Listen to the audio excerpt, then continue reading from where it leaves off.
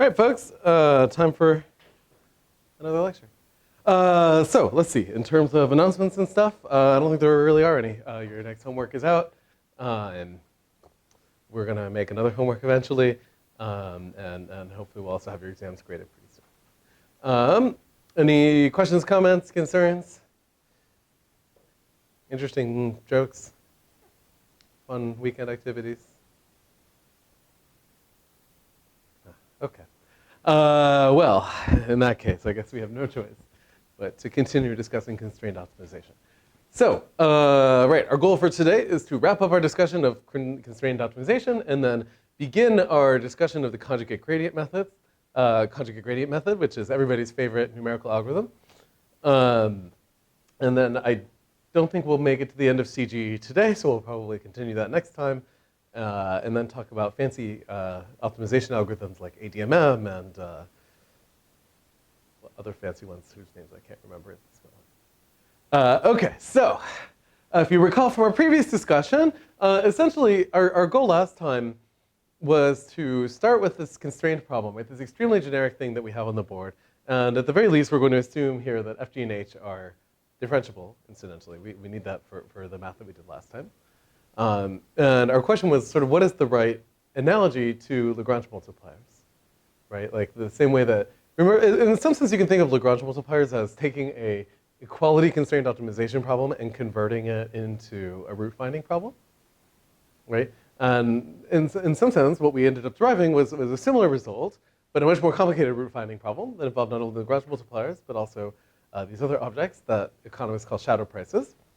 Yeah, and in particular, we derived the following result. Derived is a little strong. We motivated the result on the screen here.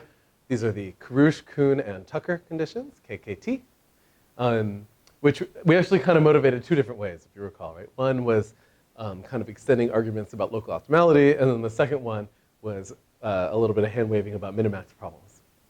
And both of those led us to the same conclusion. And notice that really this does lead to almost exactly the same kind of logic, like converting an optimization problem into a root finding problem. At least the first three conditions are sort of root finding problems, with the exception of the primal and dual feasibility inequality constraints, right? And indeed, those ones do require a little bit of fudging around to figure out which constraints are active or not. So in today's lecture, we're going to spend just a few minutes motivating some algorithms for constrained optimization. And the good news is that the generic algorithms for constrained optimization really aren't so complicated to understand at a high level. They're kind of like extensions of stuff we've already seen. And then we're going to switch gears completely and talk about conjugate gradient. Okay, so that's our plan. So essentially, when it comes to actually solving optimization problems like the one on the screen here, obviously, gradient descent isn't going to cut it anymore, or Newton's method. Do you see that? Because if I moved on the gradient of f, then with very high likelihood, we're going to violate our constraints. Of course, there are modifications of gradient descent that try to fix that, right? And in fact, some very simple algorithms here that look like gradient descent might be to take the gradient of f, project out the subspace that will move you out of the constraint set, and then move in that gradient direction. But even there, this is a little bit tricky. So by the way, sometimes this is called step and project is the method.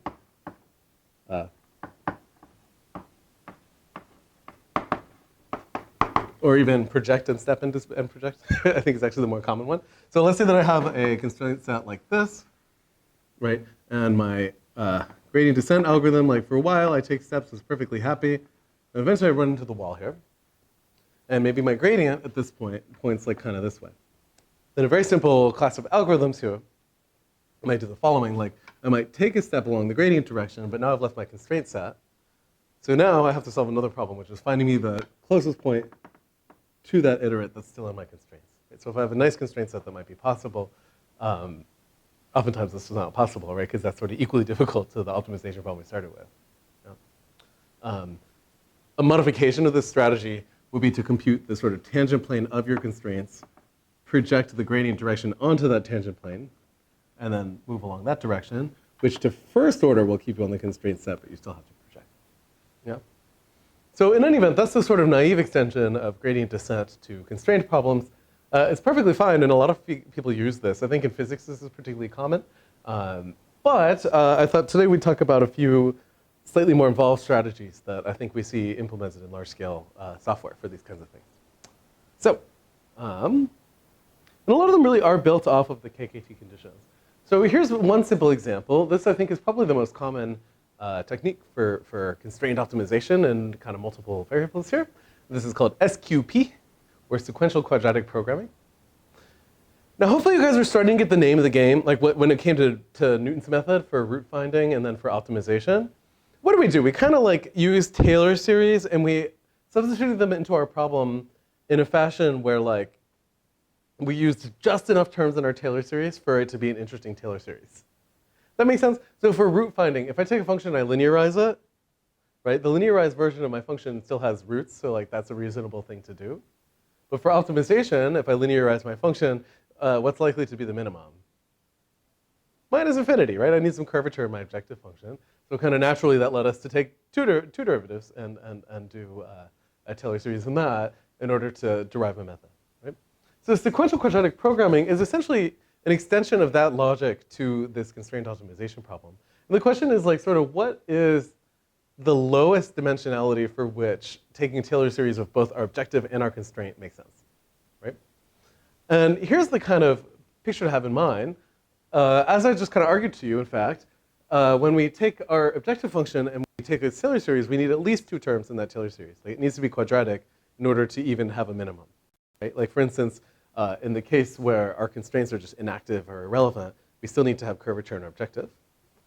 And now the question is, like, what degree of polynomial do I need of my constraints? And the kind of interesting observation here is that even just linear functions lead to interesting constraint sets, right? So in particular, you know, if I just look at regions that are cut out by a bunch of half planes, so this would be like linear inequalities, and I get some polyhedron in space, right? And more generally, like, so even if I have a curved constraint set, you know, maybe I take the Taylor series here, then I still get some kind of an interesting region for constraints, right? And so the sequential quadratic programming algorithm does exactly that. It takes the second order Taylor series of the objective function and the first order approximations of the constraints, and this is what it iteratively optimizes. So you solve for the optimum of this problem, you jump to that, and now you need to take another Taylor series and iterate, just like Newton's method. Yes, Axel. It isn't. Yeah, that's a great question. Why is this any easier than what we started with? The reality is if I have inequality constraints, it ain't, right? But let's think about the equality constraint version of our problem first, okay? So let's say that we don't have a function h, we just have g, okay? So in that case, what is our problem going to look like? Incidentally, in case you want to Google for a fancy advanced topic that we're not going to discuss in class today, you might ask the question of like, is there anything I can do if I only have one term in my Taylor series for the objective?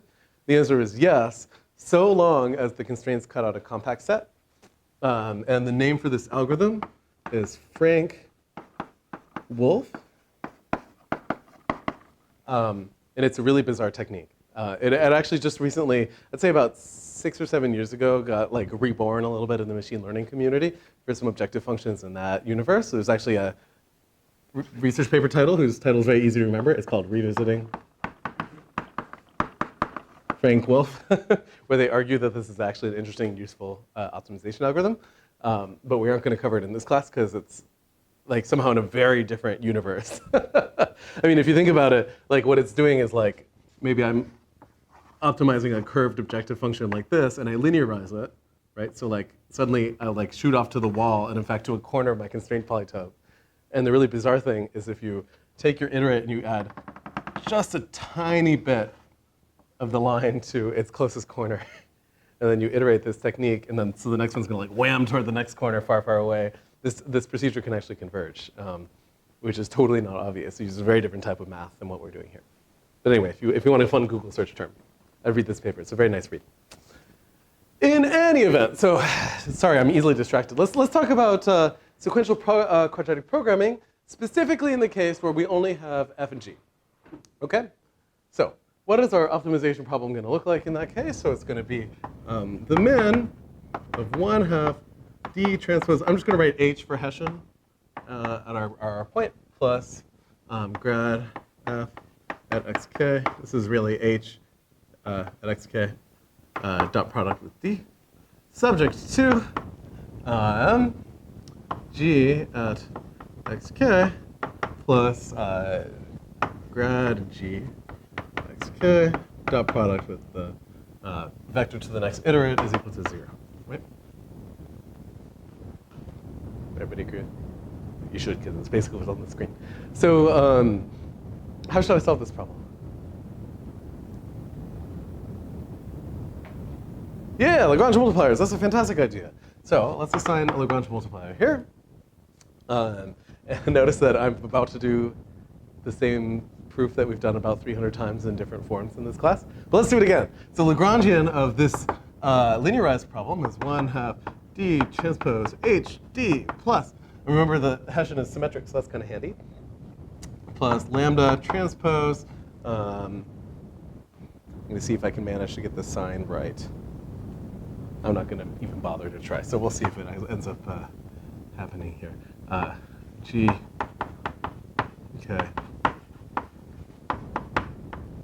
okay, transpose D, like that.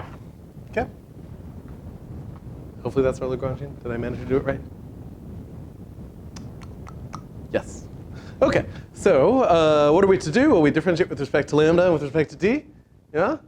So when we differentiate with respect to lambda, we just get our constraint back. When we differentiate with respect to D, we get 0 is equal to h times D, because h is symmetric, plus we're differentiating with respect to D. So what are we going to get? I always get this confused. Sorry, I'm spying on my notes.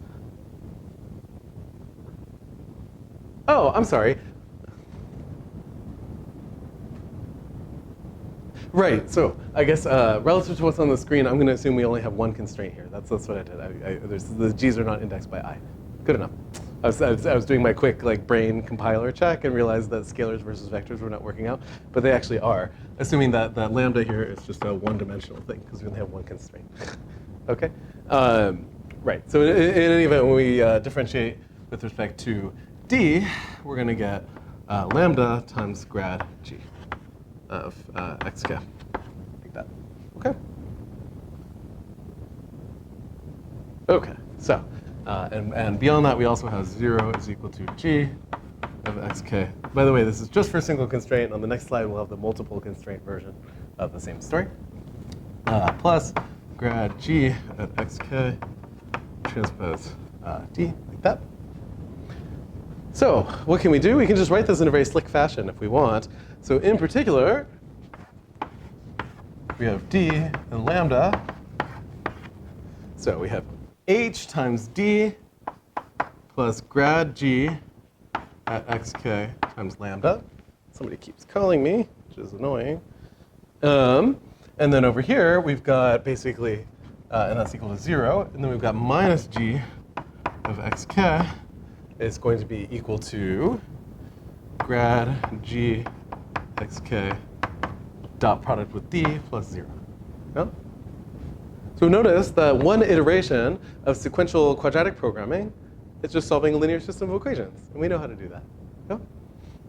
So that's kind of nice. And in fact, if we have multiple constraints, which is what I intended to do, but then I forgot, you end up with a very similar formula, which is unsurprising. So here, d is the Jacobian of the constraint function, big D, that is.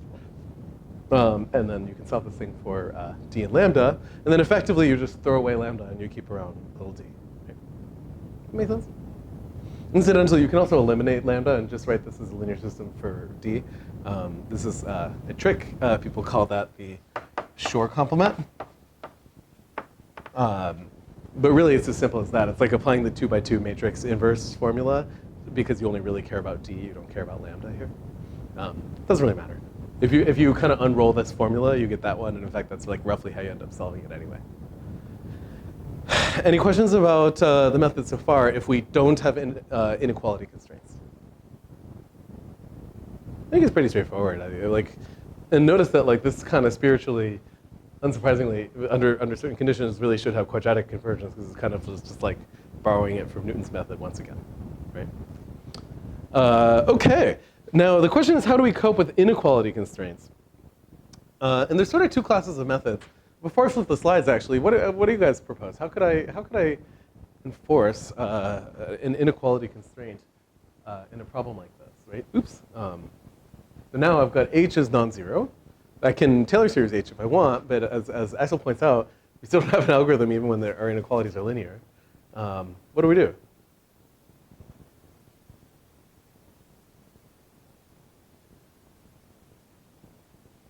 There's a lot of different methods out there. I think they roughly fall into two categories. One of them is inequalities are really hard to deal with, so let's just not. And in particular, let's just add a giant loss that penalizes violating the inequality constraint. So let's see if we can think of some of these. So here's going to be our trick.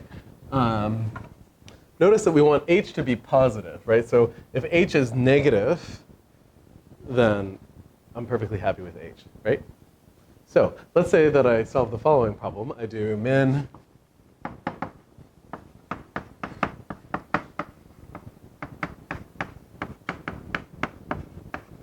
like that. So now if h of x is negative, I add a 0 to my objective function. If h of x is positive, now I'm starting to penalize, right?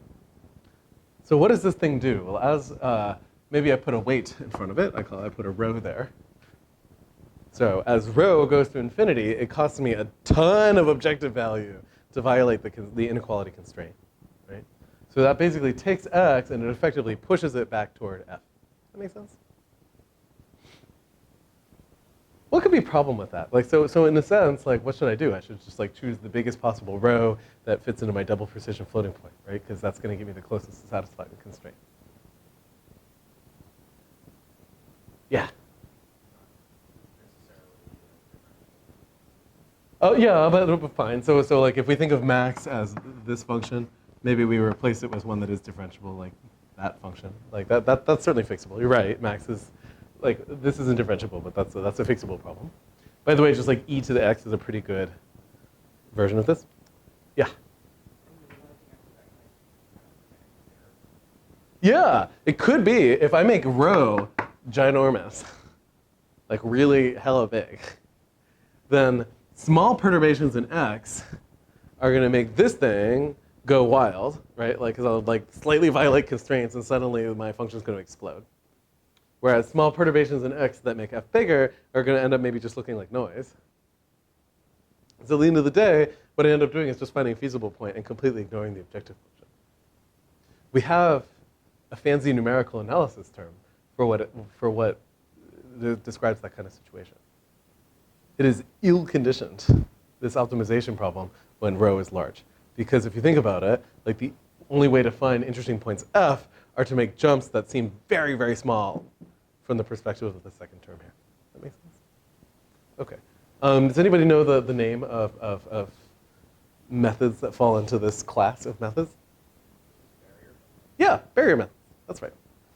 And certainly there's two of them, right? There's barrier and there's another word that sounds like a synonym of barrier. No. What was that? Yeah, there's another one, and apparently for convex analysis, you think of one of them as being convex and the other is not. But oh, interior point methods. The reason is that, like, for instance, maybe I actually penalize, like, because of differentiability, maybe I actually kind of like do like a little smooth version of this thing, and that's going to like nudge me into the interior of my constraint set a little bit.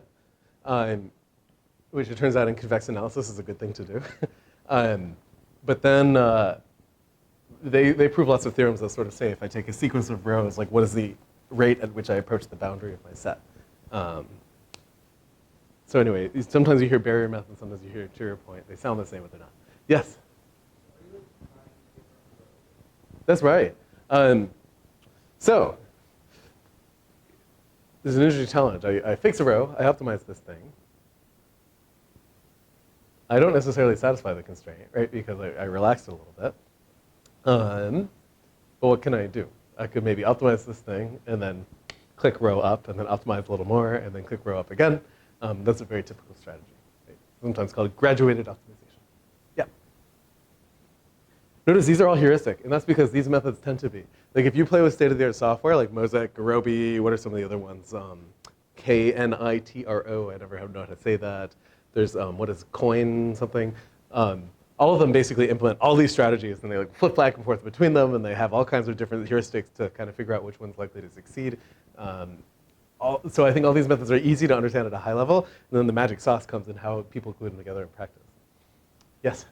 Just back Uh-huh. So barrier methods are usually applied to convex and methods can. Yeah, I think that's like rough terminology, Yeah, but yeah. like, yeah. Okay. No matter what I say, somebody ends up correcting me when I give a talk. So Yeah. vaguely, but Mhm. cool. All right, excellent. So let's say I don't want to solve a barrier method. I really do want to solve my constraints exactly. What are some other strategies that I could use? So think back. So like for instance, SQP is actually a totally reasonable algorithm, and under certain assumptions really does converge to a local optimizer of an equality constraint problem. So let's say that I've got a really good equality constraint tool. Like that's the only thing I have. What could I do for my inequality constraints? I can make them equality constraints. In particular, if I have like k inequality constraints, then there's basically 2 to the k little light switches I could flip on and off, right? Where I say, okay, I'm going to keep this subset of the inequality constraints, and I'm going to call them equality constraints. In other words, they're active, right? And I'm going to solve the problem with those active constraints. And then what do I have to check? This is a dumb algorithm because there's 2 to the k of them, but we'll come back to that.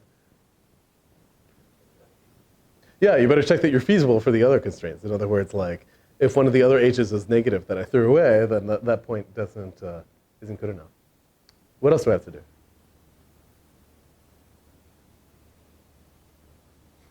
Let me give you a hint.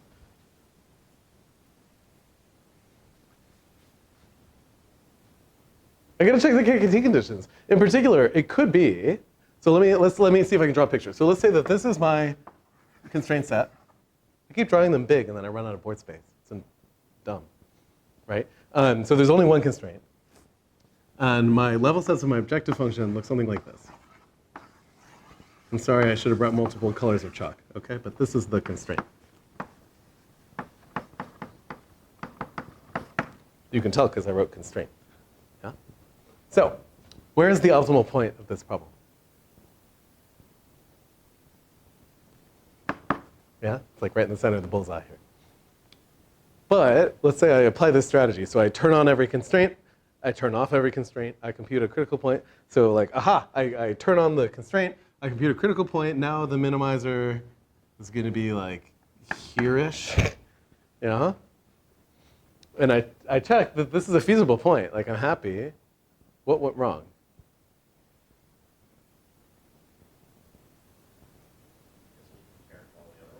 Yeah, I need to compare to all the other ones, but or there's an even simpler thing I can do. If I want a local optimum, what happens if I compute the gradient of this thing? Or maybe even minus the gradient. That point's like that. Is this going to end up satisfying the KKT conditions? No, right? Because the direction of descent from an objective function points into the feasible region. So we know I can discard this point. It can't possibly be the min. If nothing else, I could take a tiny amount of the gradient, add it to that point, and already get a better value. Yeah? Does that make sense? The dual feasibility constraint. Yeah.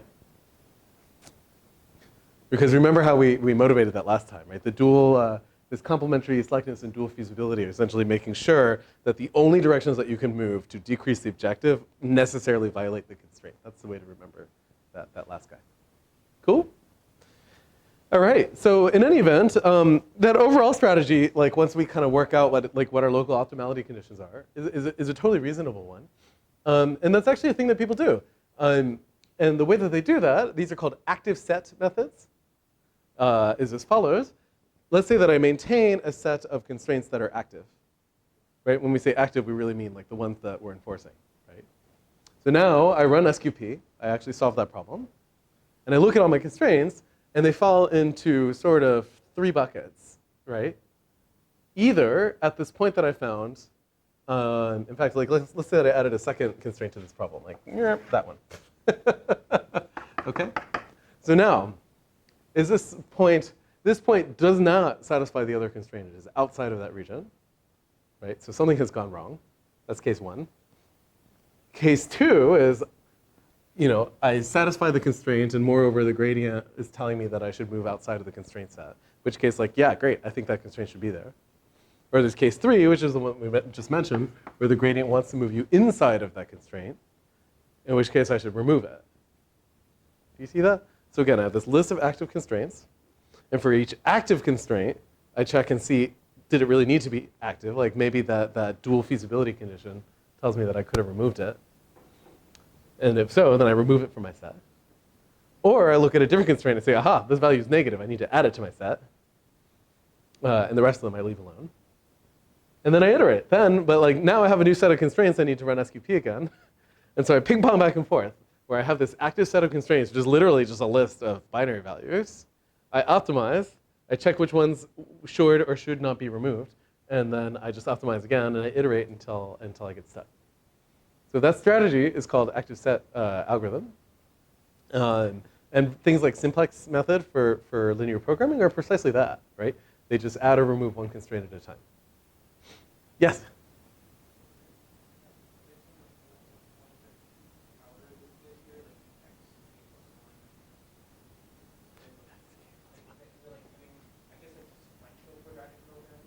Mm-hmm.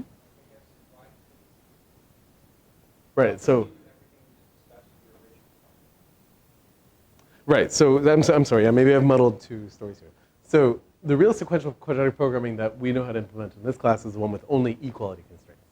So now we're trying to figure out how we can deal with inequality constraints, right? So the way that we're going to do that is we're going to have some list of the inequalities that we turn to equalities, and then we're going to optimize with this iteration here, right? This is perfectly well defined. And now we're going to look at the point that we got, and we're going to say, if a constraint is violated, we're going to add it to our constraint set. And if I didn't really need that constraint, I'm going to remove it, and then I'm just going to do this whole procedure again.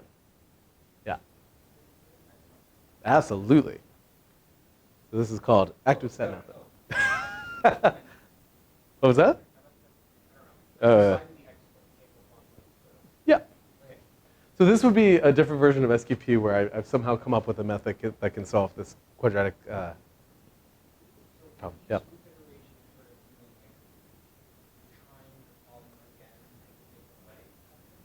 Yeah, that's right. So there's sort of an outer loop where you determine your active set. Right? That's like making a binary decision. And then there's an inner loop, which is the loop over xk's that you see here, which is actually optimizing the approximated problem. Yeah. Sure. Okay, so right, so that's called active set method, and really all you do is just keep track of a set of active constraint and figure out which ones that you need to enforce as an equality constraint. Right? And that'll get you a local optimum if you wait long enough. Notice, by the way, that this will not try all 2 to the k constraints. Right? So like a very typical kind of picture to have in mind is like maybe my constraints form some kind of a polytope, like this, right? And so for a while, maybe this guy is the active one. So then we optimize, we get something over here. So then we add this to the active set, and I get this corner. But then I discover I can keep moving this way, and then eventually I get to this corner. I'm like kind of crawling around the corners of my polytope. Okay. Then the other one that we talked about are these barrier methods. Incidentally, if we want an equality constraint, it's even easier. Like making g of x equal to 0, we can just square it, right? And of course, the Hessian becomes poorly conditioned. In fact, I think in the textbook we have kind of a picture of what that looks like. Where it's essentially, eventually, when you look at the level sets of your function, they just know about the constraints. They kind of don't know about the objective. Okay. And there are all kinds of interesting barriers people choose in the inequality case, incidentally. So here are 2 other ones. Remember, these all want h to be positive, right? So 1 over h blows up as h goes to 0, as does minus log of h. Both of these have kind of an interesting property. Like, are they well defined when h of x is equal to 0? No. So if I'm going to implement a method like SQP, what am I going to have to add to it? Because like there is a universe where SQP takes a jump into the infeasible region. That's no good, right? So remember we talked about a procedure called line search, where you do kind of a one-dimensional search between you and the next iterate. That's going to be absolutely necessary here because you need to stay in the set where H is positive. Okay, so in any event, this is our sort of whirlwind tour of just the kind of strategies people use for constrained optimization. A really advanced discussion of this is quite challenging, but I think this is enough to kind of understand the flavor and classes of the algorithms that are out there. In a sense, they're kind of brain dead. I mean, hopefully you see that. Like, the only thing we know how to do is SQP with equality constraints, and then we just build assorted tricks on top of that. Right? Any questions so far? You're a little quiet, but that's going to be okay, because we're about to have a reset and start a new topic. Yes? I might just mix in the details there, step there. So we were talking about the 2 to the k combinations of the strings. And we said we don't necessarily need to do that, just throw out once for violating the conditions. But why are we not just doing 2 to the k? Because 2 to the k is a big number. No, but I mean, like, how we're avoiding that with. Yeah, so it could be you got really, so essentially what I described to you guys is the greedy strategy, right? Where you randomly choose a set of active constraints. You try to optimize it using equality constraint SQP. And if you get a point that's feasible and locally optimal, right? Like there's nothing telling you to move away from that point, you just stop, right? That's right. That's right. And in fact, bounding the number of steps that this procedure takes is a really, really hard problem. As a good example of that, my understanding is that like upper bounds or on the complexity of the simplex algorithm are they unknown or are they extremely complicated? Right. Like we know empirically that like simplex algorithm, which is that technique specialized to linear functions, works really well. Like the state-of-the-art solvers for linear programs, which are this but with a linear objective, use precisely this strategy. But all the theory predicts that they should take exponential time. And bridging that gap is really tricky for generic problems. Yeah. I believe there are some cases where you can. Actually, there certainly are. So for example, for transportation problems, which happen to be my area of expertise, that generic strategy turns into a particular method called the Hungarian algorithm, which for some reason we named about the nationality of the inventors instead of their names. That is a technique where like we know it's cubic time, but like it's for a very specific choice of objective. Yeah. This is an interesting little space. These are hard problems. Is the problem with simplex that like the worst case complexity is exponential, but the average case is polynomial? That's right. So there's Spielman's smooth analysis that kind of conflicts between the two. There you heard it here first, folks. That's good stuff. Spielman. That's a person. Did he win some award for this? Probably. Yeah. Fields Medal, Nobel Prize, the whole thing. Yeah. So when you, the algorithm that Mm-hmm.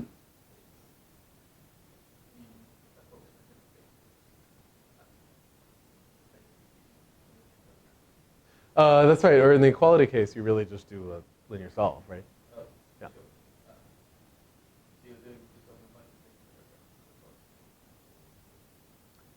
There are a few choices here, yeah. So that would be one. Or another would be to drop the inequality constraints and either add them as barriers or as active and inactive set and use the equality. Yeah. Otherwise, you need a tool for linear programming, which we haven't really covered. Yeah. That Frank-Wolf algorithm, by the way, is another one that would fall into that shape. Yeah. Cool. Okay. Incidentally, if you like this kind of stuff, you can look in the book. There's an entire like 20-page digression on convex programming, which is like the one version of this where you can prove nice results about these algorithms. I decided to kind of jettison that from this class because there are many convex analysis classes at MIT. But it's worth a read because if you can show that the problem you're solving is convex, there's some beautiful solution algorithms out there you can use. And there's really nice software. So I'll let you take a look at the book, which I keep begging you to read and nobody's open. But I am faithfully updating the PDF on the Canvas every day. Okay. So with that, we're going to move on to the next little chunk of this course, which is basically somewhere in the order of 3 lectures, which sort of take the last 2 pieces of this class and glue them together. So here's the basic point. so far, I mean, we started this class by talking about linear systems of equations and all kinds of cool algorithms for solving those. And then we moved on to iterative methods for root finding and optimization, and they feel very different, right? Like the iterative methods are kind of successfully and successively approximating the minimum of some problem, right? With like simple steps one at a time. Whereas methods like Gaussian elimination for linear systems are like look kind of more like algorithms that we would see in like the discrete side of this department. And now we're going to try and bridge that gap. And in particular, here's going to be our basic point, and this is really the message you should get out of this discussion. If the more that you know about your objective function for an optimization problem, the better you can do, right? So far, what do we know about our objective function? Not very much, right? We just know that it's like differentiable. Now we're going to go to the opposite extreme. We're going to say, what if we actually know exactly the form of our objective function? And like, we only care about objective functions of one form. In fact, I'm going to propose one to you that I think that really is the case. Then we can cook up algorithms that are much faster than the generic thing that we can do, like all the stuff we've covered the last couple lectures. And that is going to lead us to a very famous algorithm for solving our favorite problem in this class, which is solving linear systems of equations. But it's going to look completely different. One interesting algorithmic result, I'll try to remember to point it out when it pops up in our discussion here, because it's a little subtle. So far, what is our sort of feeling about solving ax equals b? Like, how long should it take if a is n by n? Cubic time.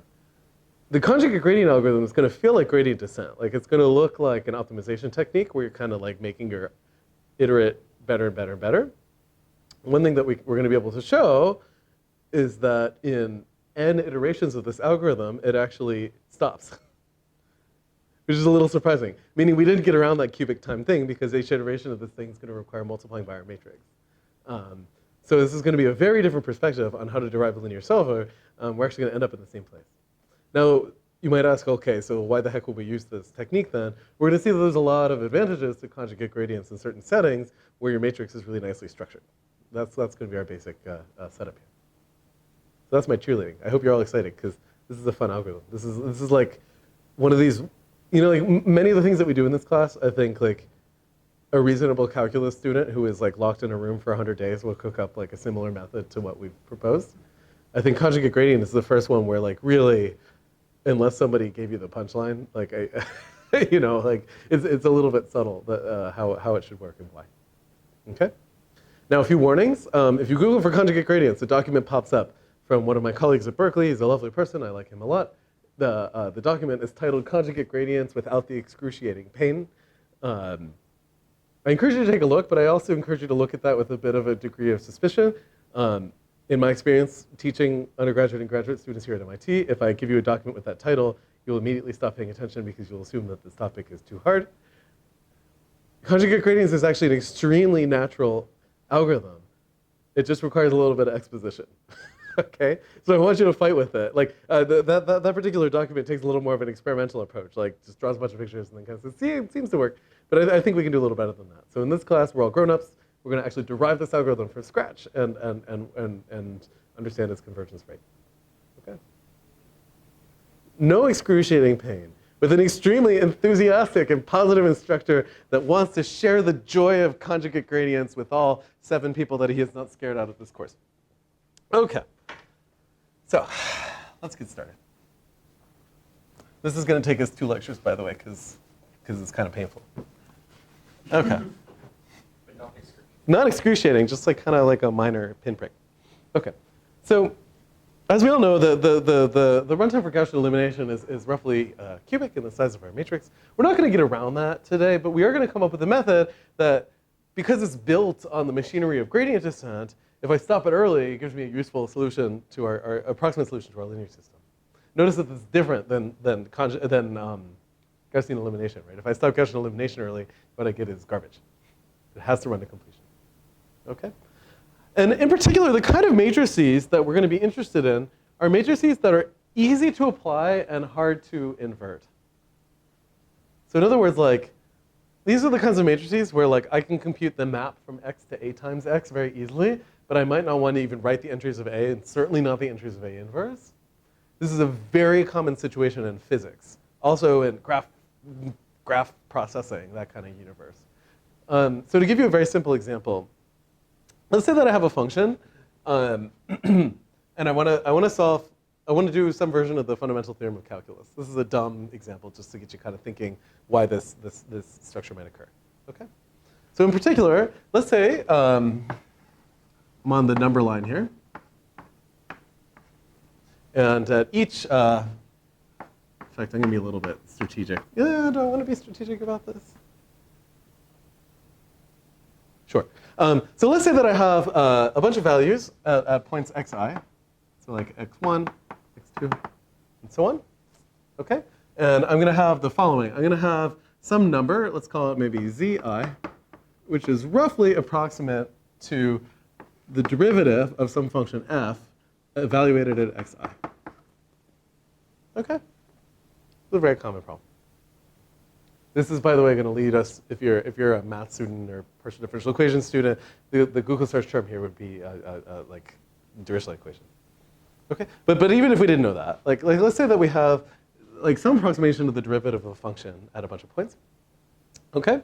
And now I want to actually recover some version of f. Okay?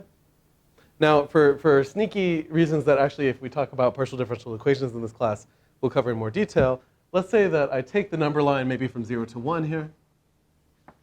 I divide it in these even pieces, and then I'm going to think of the xi's as sitting at the midpoint of each of these regions. Okay?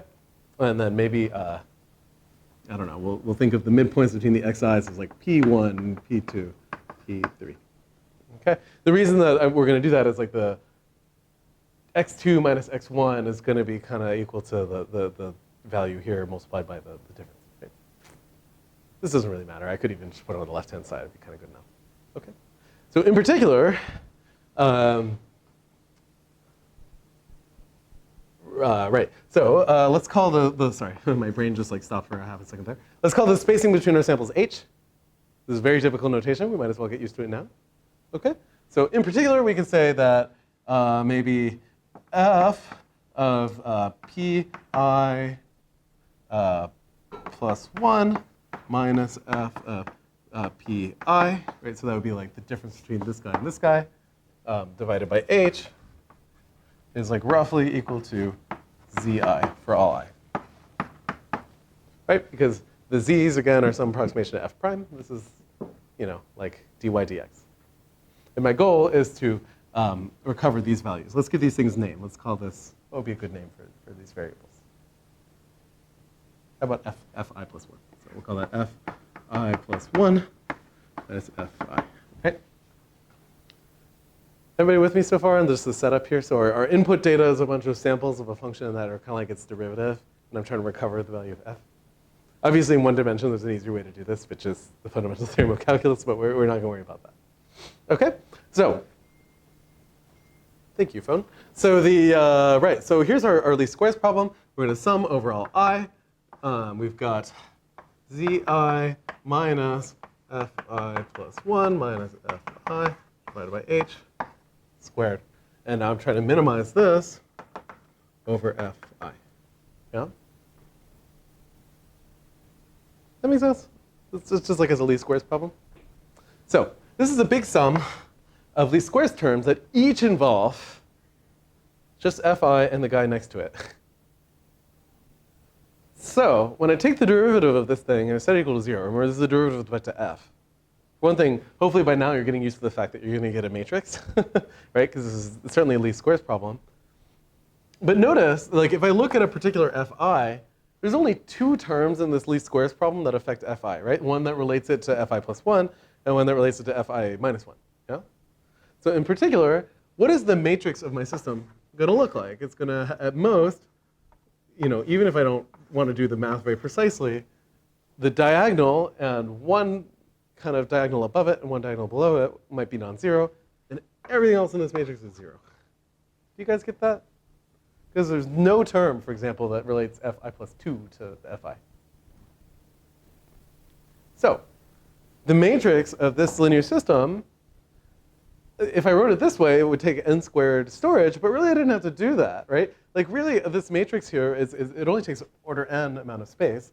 And in fact, this particular matrix is really dumb, right? Because you're just going to have like a like a 1 over h, like a minus 2 over h, and a 1 over h. It's very specifically, all the way down the diagonal. Something like that, up to sign. I'm being lazy. So did I even need to store n values? No, I only really need to store 3, right? I could implement multiplying this guy by a vector with just a giant for loop, and it would be very easy, right? Just like a little sliding filter. So this is an example of a matrix where evaluating the map from x to a times x is a very efficient thing to do. In fact, it's even parallelizable. It's like even faster than linear time if you have multiple processors. But actually storing this thing would take a lot of space and would not be a smart thing to do. So I can sort of implicitly represent A through this linear map, but I might not want to actually store A. Does that make sense? And there are a lot of matrices that fall into this class. Like for instance, like oftentimes we build up physical systems by like composing a bunch of little springs together, and maybe we want to like loop over all the springs. We don't want to have to think about what the matrix is that comes out of differentiating this object. Yeah? When you say like we don't actually want to store it, a way to think of this also would be like if you have something that we know is a diagonal matrix, you could just store a vector that's the diagonal. Absolutely. Yeah. Like if I know, like for instance, this is a matrix we would call banded, for obvious reasons. Yeah, I could store it this way, but then your code for Gaussian elimination is useless, right? Because it kind of requires like a 2-indexed array. Now, obviously there are ways around that, but like you know, it's not 100% clear how to proceed. Does that make sense? So there are all these matrices out there in the universe that are actually quite easy to multiply by, but that like you might not want to actually store the matrix on your computer, at least in this like 2-dimensional array format. That's the point. The question is, can we come up with an algorithm that can solve this thing without ever actually having to unroll that matrix? And the answer is obviously yes, or I wouldn't be here right now. Yeah? I would be here right now, but I'd be talking about something else. Okay. And our basic trick here, which is kind of borrowed from our discussion of optimization, is that rather than like trying to just directly recover a solution to our problem, we're going to instead do it iteratively using gradient descent, right? And that's going to be our big trick for today and for next time. So in particular, motivated by problems like this least squares problem here, we're going to focus on, sorry, you thought we were done with it, but we're never done with that. The problem of solving ax equals b for x. And we're going to make 3 assumptions on A, which is that it's square, symmetric, and positive definite. Notice, by the way, this matrix will fall into that category. Chris looks shocked. Is there a general result on when matrices are going to be positive definite? Or do you like prove it? Yes, they're diagonally dominant. But not all the matrices that we're going to consider this class are banded. Like, for example, the graph structured ones are just sparse and weird. Yeah. What's diagonally dominant? Diagonally dominant is the diagonal is bigger than any of the other elements. Turns out that's a sufficient condition for positive definite. Yeah. And if by bigger, you mean Larger. more quantity number, or like the values are bigger? The values are bigger than 0, and in particular, bigger than the sum of all the other values in the row. Okay. Yeah. That's just a fun matrix trivia fact. Like, that's not going to matter for today. Yeah. Oh, yes, diagonally dominant is sufficient for positive definiteness for all matrices. Do they Damn it. have to be PSD first, or? Oh, I forget. No, I don't think so. I don't know, Google it. You tell me.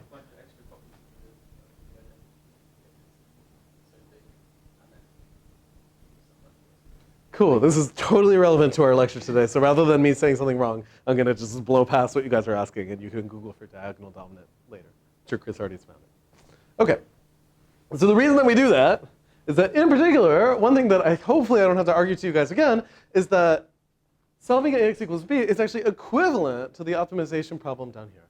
Right? This is something we've argued many times in this class.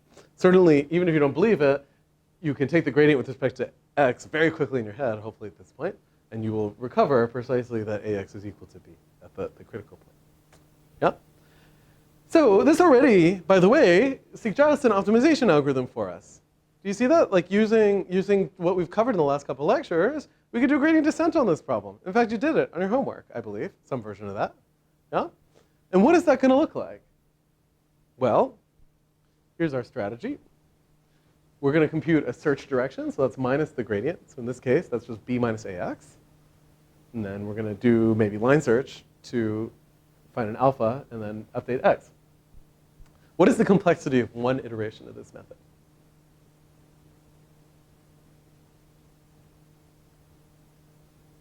Let's assume A is a big dense matrix. So multiplying by A takes quadratic time.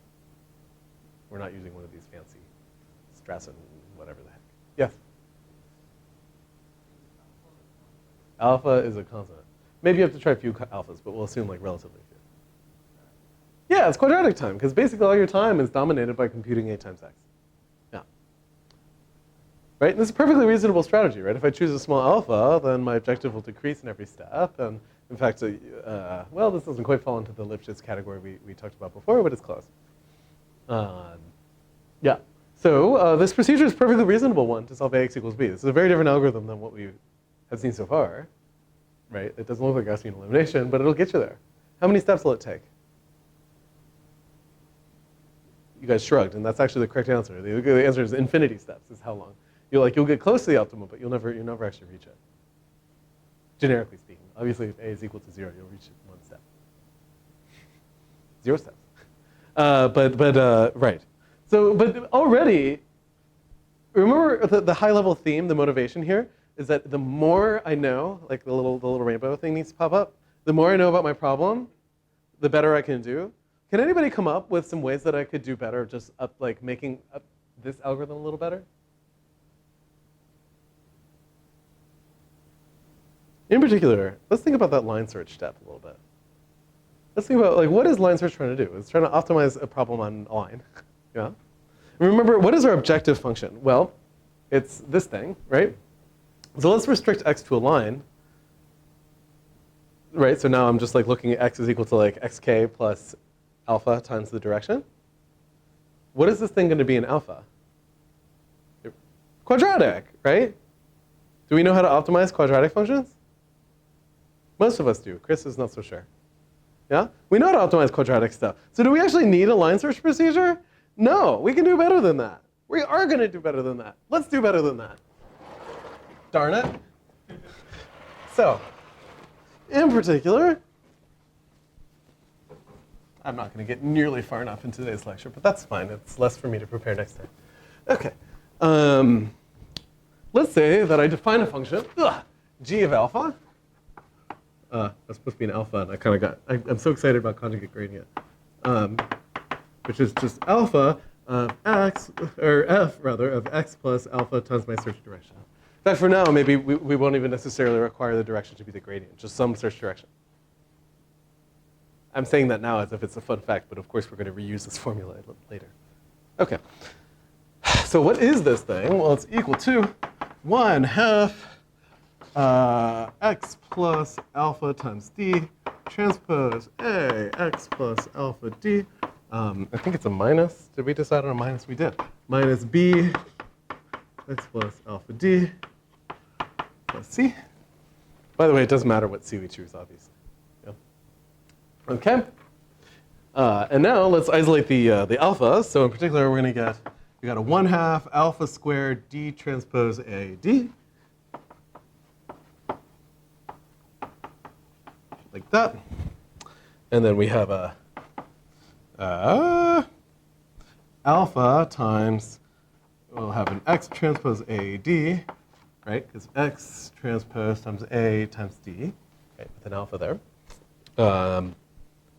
Minus, and then we've got a b transpose d alpha, plus other stuff.